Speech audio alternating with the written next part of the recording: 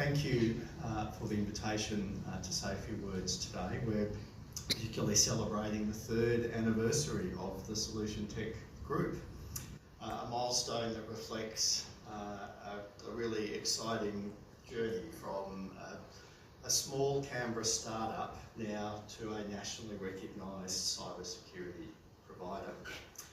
And I think this story and journey is one that we can celebrate, but one we can also see replicated here in the ACT.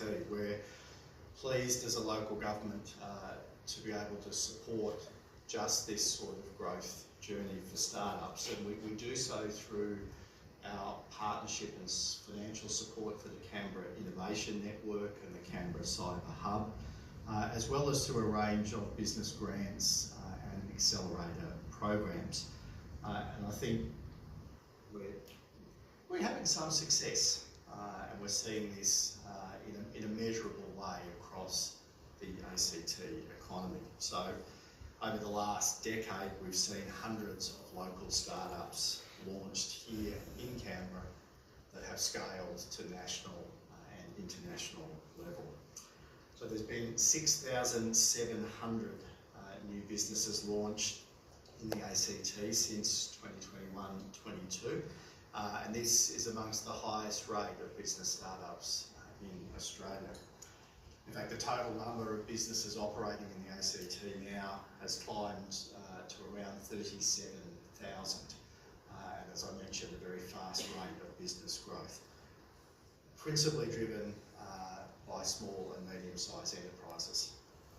Canberra's Innovation Network that I mentioned earlier has supported the creation of more than 1,600 local jobs through their programs and initiatives that support startups.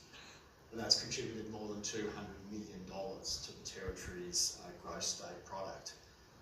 Now we are a small jurisdiction. The ACT's GSP is a little over $50 billion annually. Although I do like to claim, given this century we have grown considerably faster than perhaps the other small Australian jurisdiction that we would compare ourselves to, our friends in Tasmania.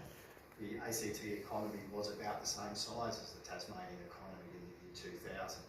25 years on, we are 25% bigger than the Tasmanian economy, even though our population is 100,000 people fewer.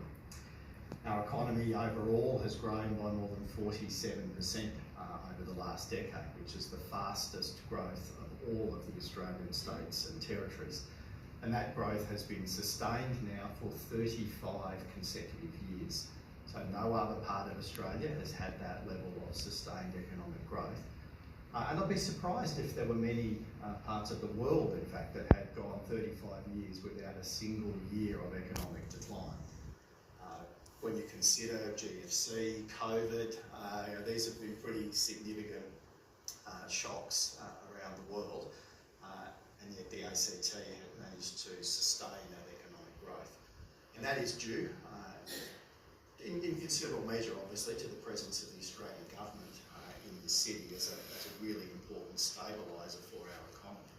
But it's also off the back of innovation and small business and medium-sized business being the engine room of both increased performance in our labour market and a particular focus on activity at a national and international level.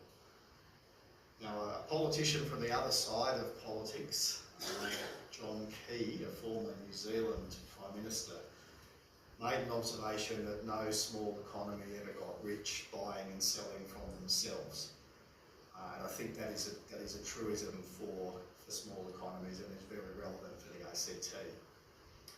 We have a strong and engaged local economy and local community, but I think the opportunity for growth is clearly to be in national and international markets.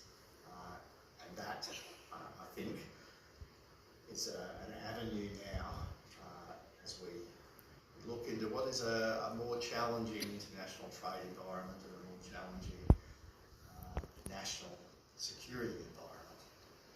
It's an opportunity for businesses like Solution Tech to play a really strong role, not only in their own growth,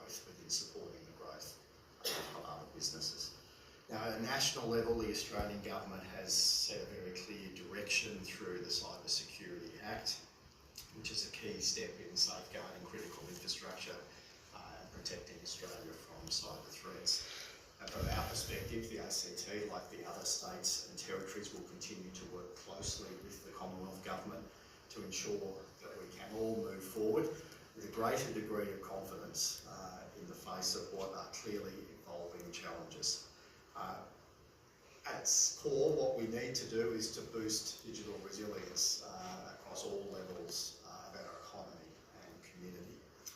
And Solution Tech's contribution to this goes beyond just technical expertise. And I want to commend their engagement in programs like A Taste of Cyber and the Cyber Pivot Accelerator, which are helping to train and inspire the next generation of our cyber workforce. For our part, we have invested very heavily in the Canberra Institute of Technology's capabilities here and established a partnership with the University of New South Wales to open a new city campus on the eastern side of our CBD. The first sod will be turned for the new elements of that campus later this month. So we are investing heavily in education and training, but it's not just about what government does. It really is about partnership with local business in order to skill up the next generation. We know we're going to need those skills, and so it really is exciting to see this level of commitment to further education and training. Now, I'm told that initiatives like the Cyber Garage and the provision of free cyber audits, other elements of Solution Tech's engagement, and they're certainly strengthening small business resilience here and building greater digital resilience across the whole community. So congratulations to Roy and the team. You are a standout example of Canberra talent making an impact on the national stage. We look forward to that going global and to your continued success